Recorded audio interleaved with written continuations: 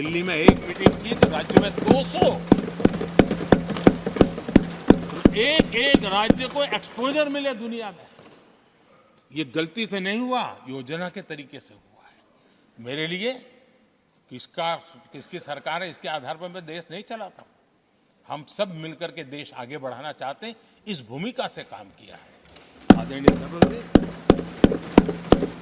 हमारे देश में विदेश के मेहमान आते थे तो मेरे आने के बाद आ रहे था, थोड़ा पहले भी आते थे।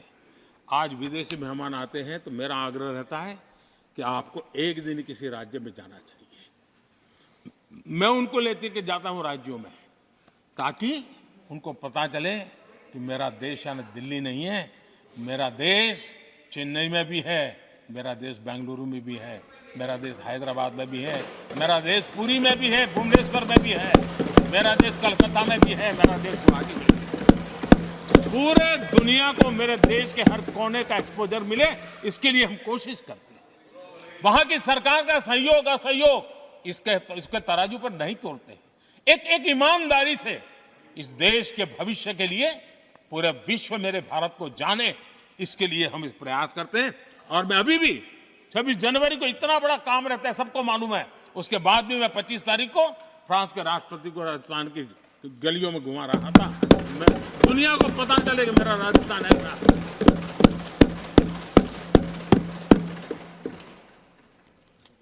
आदरणीय सभापति जी, हमने एक बहुत बड़ा कार्यक्रम लिया जिसकी विश्व में एक मॉडल के रूप में चर्चा हो रही है, एस्पिरेशनल डिस्ट्रिक्ट। एस्पिरेशनल डिस्ट्रिक्ट की जो सफलता है ना, उसमें 80% भूमिका मेरे राज्यों के सहयोग की है। राज्यों ने जो सहयोग किया है, उन्होंने एस्पिरेशनल डिस्ट्रिक्ट की मेरी भावना को समझा है। आज उस एस्पिरेशनल डिस्ट्रिक्ट को आगे बढ़ाने के लिए 80% ताकत राज्यों से मिल रही है, डिस्ट्रिक्ट लेवल के अफसरों से मिल रही है। और जो राज्य, वो राज्य की औसत में भी आखिरी पायदान पे खड़े थे, वो आज नेशनल एवरेज के साथ कंपटीशन करने लगे। ये डिस्ट्रिक्ट कभी पिछड़ी डिस्ट्रिक्ट मानी जाती थी। ये सबका सहयोग से हो रहा है। और इसलिए हमारे कार्यक्रमों की रचना ही सबको साथ लेकर के चलने की है और मिल करके देश के भविष्य को बनाने की है। आज देश का हर कोना, हर परिवार विकास के फल प्राप्त करे, ये हम सबका दायित्व है और हम उसी दिशा में जाना चाहते हैं। हम हर राज्य को उसका पूरा हक भी देना चाहते हैं।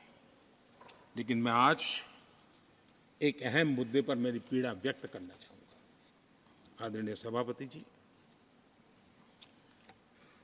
एक राष्ट्र हमारे लिए सिर्फ जमीन का टुकड़ा नहीं है, हम सब के लिए एक इकाई ऐसी है जो प्रेरणा देने वाली इकाई है। जैसे शरीर होता है, शरीर में जैसे अंगांगी भाव होता है, अगर पैर में कांटा लगे तो पैर ये नहीं कहता है, हाथ कभी नहीं सोचता है कि मुझे क्या, पैर को कांटा लगा है, पैर पैर का काम करेगा। पल भर में हाथ पैर के पास पहुंच जाता है, कांटा निकालता है। कांटा पैर को लगता है, आंख ये नहीं कहती कि आंसू मैं क्यों बहाऊं, आंसू आंख से निकलते हैं। हिंदुस्तान के किसी भी कोने में दर्द हो तो पीड़ा सबको होनी चाहिए। अगर देश का एक कोना, अगर शरीर का एक अंग अगर काम नहीं करता है तो पूरा शरीर अपंग माना जाता है।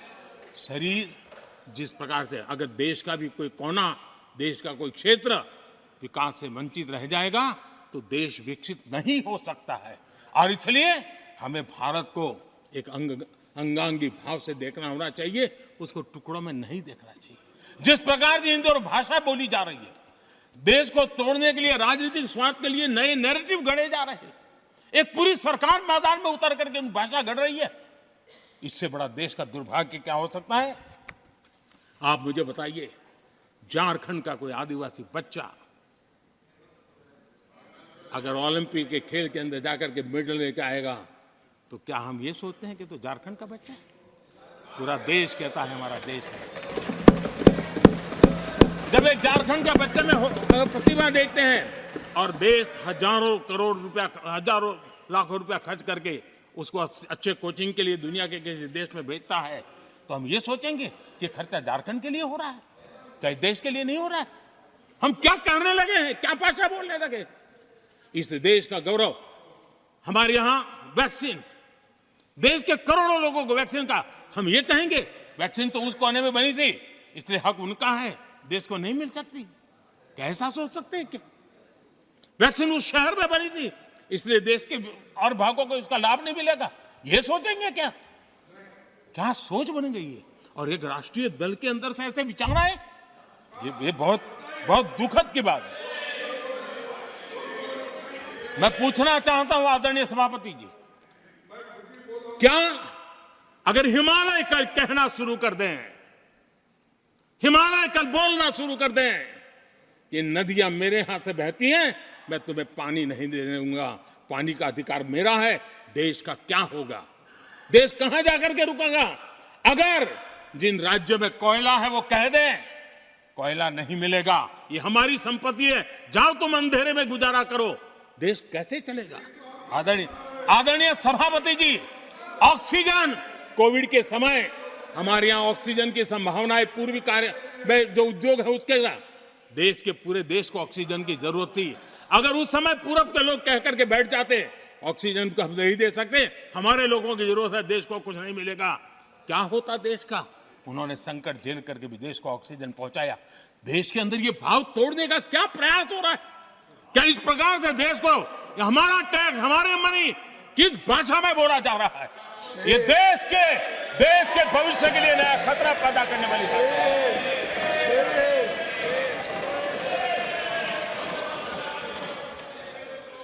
देश को तोड़ने के लिए नए नए नैरेटिव खोजना बंद कर दीजिए। देश को आगे बढ़ना है, देश को एक साथ लेकर के चलने का प्रयास कीजिए। आदरणीय सभापति जी, पिछले 10 वर्ष नीति और निर्माण के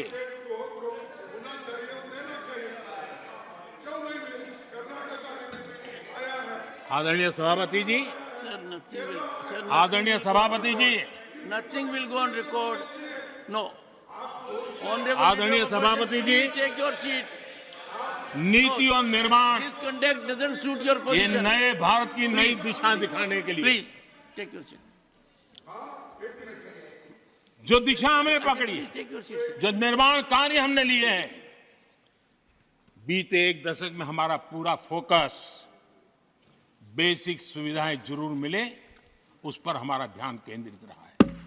आदरणीय सभापति जी, हर परिवार का जीवन स्तर ऊपर उठे, उसके जीवन में ईज ऑफ लिविंग बढ़े, अब समय की मांग है उसकी क्वालिटी ऑफ लाइफ में हम कैसे सुधार लाए। हम आने वाले दिनों में हमारी पूरी शक्ति, पूरा सामर्थ्य ईज ऑफ लिविंग से एक कदम आगे बढ़ करके क्वालिटी ऑफ लाइफ की तरफ हम बढ़ाना चाहते हैं, हम उसके लिए जाएंगे।